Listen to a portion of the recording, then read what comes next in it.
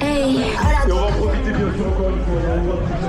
Dès que vous pouvez d'ores et déjà télécharger l'application Focus de Paris est disponible sur toutes les plateformes. Elle vous permettra de suivre votre run, votre coureur sur les points kilométrés. Je vous invite à la télécharger sur les plateformes.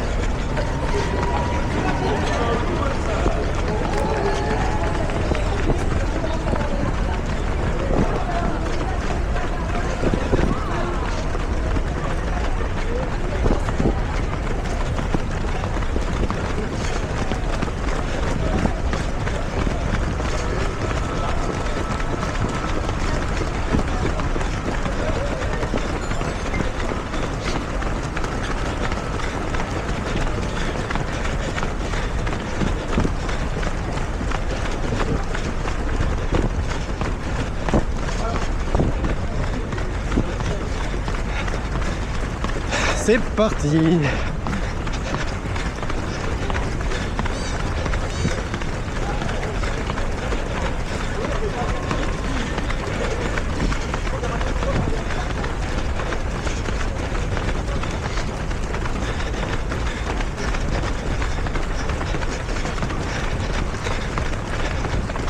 Trop vite là. Reste à mon niveau, t'inquiète.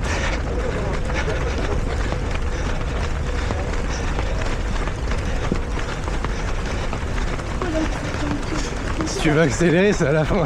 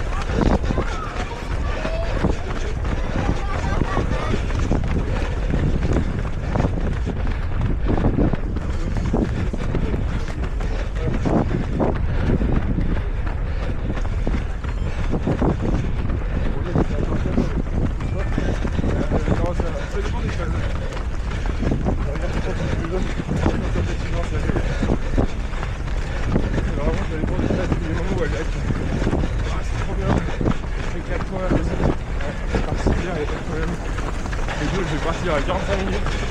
On regarde se fait chier les costauds.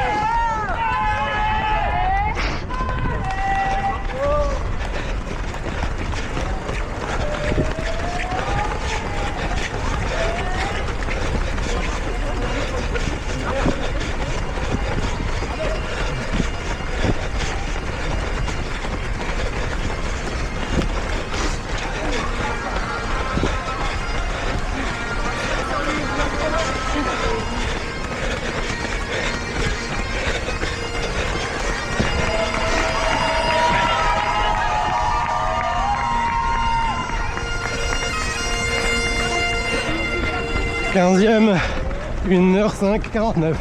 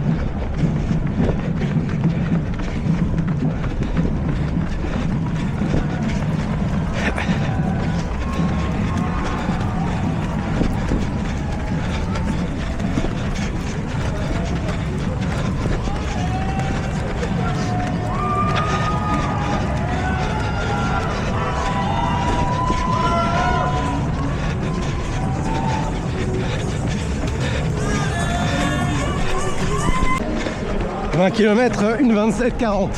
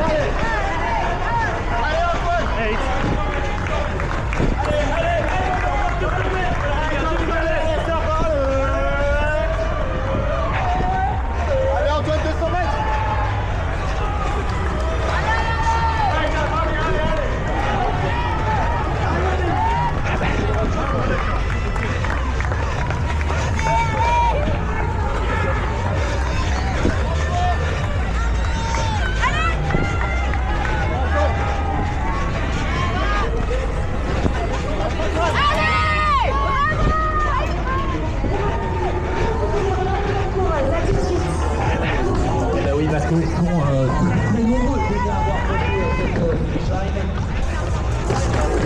La moquette bleue et envahie de l'extérieur. On espère qu'il reste toujours finisher cette année. Et là, ça s'enchaîne, énormément de monde déjà autour place de la Bastille, énormément de monde qui vont déjà terminer leur semi-marathon. On vous rappelle, hein, le plus beau, le plus grand, le plus gros semi-marathon du monde, il est ici dans la capitale, à Paris. C'est pas beaucoup, mais RP.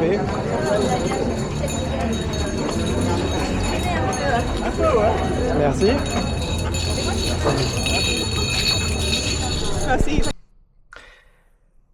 Et voilà, on se retrouve le lendemain de la course, donc pour le petit débrief, toujours intéressant post-course. Donc déjà, la médaille, la précieuse, voilà. Donc, qu'est-ce qu'on peut dire de la course? Donc, pour rappel, l'objectif de la course, j'en avais pas trop parlé avant parce que j'avais pas forcément trop communiqué dessus. Je devais courir avec Antoine et notre objectif c'était 1h33, donc avec une allure lissée de 4,24 sur l'ensemble de la course. Moi, au moment de l'inscription, j'avais demandé à être en SAS préférentiel 2 et Antoine était dans le SAS 1h30, donc j'ai reculé de SAS pour qu'on puisse partir tous les deux dans le même SAS. Donc l'objectif était clair, rester sur ce scénario-là. On part, le début de course se passe bien, on est sur le 5e kilomètre, on est une dizaine de secondes en avance sur le planning. La montée de Charenton a été gérée avec un tout petit ralentissement, mais sans prise de risque. Ensuite, arrivé à Vincennes, là, un petit peu avant le kilomètre 10, vers le kilomètre 6-7, je sens que Antoine a des difficultés pour suivre. Donc là, dilemme, on en avait parlé en début de course, comme à chaque course qu'on court tous les deux, on se dit que si l'un ou l'autre a un problème ou des difficultés, que l'autre continue sa course et ne l'attende pas. Après là, j'ai quand même un dilemme qui se pose. Est-ce que j'essaye de ralentir un tout petit peu pour essayer de le relancer? Est-ce que je maintiens? Donc je décide de maintenir pour voir s'il peut recoller. Malheureusement, je le vois pas recoller. Donc là, moi, une deuxième question se pose. Je suis tout seul. Qu'est-ce que je fais? Est-ce que je garde le scénario en tête du 1h33 ou est-ce que j'accélère un petit peu? Je me sentais bien, mais je décide quand même de maintenir l'allure. Donc progressivement, l'allure passe de 4,24 à 4,23, puis 4,22. Je maintiens grosso modo cette allure-là jusqu'à la fin de la course parce que ça me permet de rester dans ce que j'avais en tête tout en allant chercher un petit record personnel à l'arrivée. Donc le passage au 10 se fait un petit peu en avance. Vous verrez de toute façon dans la vidéo, à chaque passage au 10 et au 15 et au 20, je donne les temps de passage. Donc un tout petit peu en avance sur le 10, le 15 à peu près dans les temps, au 20e à peu près dans les temps, pour finir en chrono officiel en 1h32 minutes 26 secondes, ce qui pour moi me donne un record personnel puisque mon record personnel sur semi avait été fait l'année dernière au mois de mars 2025 et j'avais mis 1h33 16 secondes, donc c'est un petit RP de 45 secondes, mais je suis content pour plusieurs raisons, parce que le parcours du semi de Paris était beaucoup plus compliqué que le semi que j'avais fait l'année dernière, sur un parcours beaucoup plus plat, et vis-à-vis des 20 km de Paris du mois d'octobre 2025, où la fin de course avait été difficile et je sentais que j'avais pas possibilité d'accélérer ou de maintenir l'allure quelques kilomètres de plus. Là, en arrivant, j'ai passé une course à 90% de l'effort maximal. Donc j'avais un tout petit peu de marge encore, peut-être pour un 1h31, 1h31. J'aurais pu essayer le 1h30. Je sais pas si ça aurait tenu, mais je pense que j'avais le 1h31 dans les jambes. Content parce que j'ai respecté le plan que j'avais en tête. L'objectif principal n'étant absolument pas le semi de Paris, c'était une course préparatoire pour le marathon de Milan, donc le 12 avril. Donc j'ai préféré garder ce petit surplus d'énergie pour le mois prochain. Content quand même parce que mine de rien ça reste un RP. Ça marque une petite progression vis-à-vis des 20 km du mois d'octobre 2025. Une progression vis-à-vis du semi de l'année dernière. Et pour faire mieux, on fera une vraie prépa semi avec un objectif semi, ce qui là n'était pas le cas. Après la course en elle-même, hein, toujours une belle course. Pas forcément une course toujours facile, hein, parce que entre la montée, le faux plat de Charenton, la montée de Doménil et les bosses des quais et des tunnels, c'est pas forcément une course facile. Mais très belle arrivée avancée du coup, place de la Bastille. La météo, conditions presque idéales, pas trop chaud, pas trop froid. Pour nous, les SAS qui sommes partis entre 8h et 8h10, le soleil n'est pas sorti, donc jusqu'à la fin de course, on n'avait pas de soleil. Le soleil est sorti plus tard. Donc très beau souvenir, très belle médaille, content. Alors pour la suite, on retourne à la prépa du marathon de Milan. Je ferai une vidéo courant de la semaine ou la semaine prochaine. Cette semaine-là, j'ai une semaine de décharge. Je ferai une vidéo la semaine prochaine, je pense, sur le déroulé de la prépa, puisque bon, l'objectif principal de ce premier semestre, c'est vraiment ça, le marathon de Milan. Donc en tout cas, si vous avez des questions, que ce soit sur le semi de Paris, sur la préparation du marathon, n'hésitez pas à les poser en commentaire. Pensez à vous abonner pour soutenir pour soutenir un petit peu la chaîne. Et je vous dis à très bientôt sur la suite de la prépa. Petite dédicace pour Antoine, donc malgré une course qui était un petit peu difficile pour toi, avec ton retour vis-à-vis de ta blessure, franchement grand bravo à toi parce que tu as fait une très belle course. Dédicace à Mamar, donc t'étais pas là cette année, mais l'année prochaine, tu m'as dit que tu serais là, donc dédicace à toi. Dédicace à ta prépa, parce que tu vas nous faire un très beau marathon de Paris, vu ce que tu fais en prépa. Et dédicace à tous les coureurs que j'ai pu croiser sur le parcours. Et bonne continuation à vous, bonne préparation pour ceux qui préparent le marathon de Paris, un autre marathon ou une course. Bougez, comme je dis toujours, je finis toujours là-dessus, bougez, votre corps vous dira merci. Allez, prenez soin de vous. À bientôt, ciao!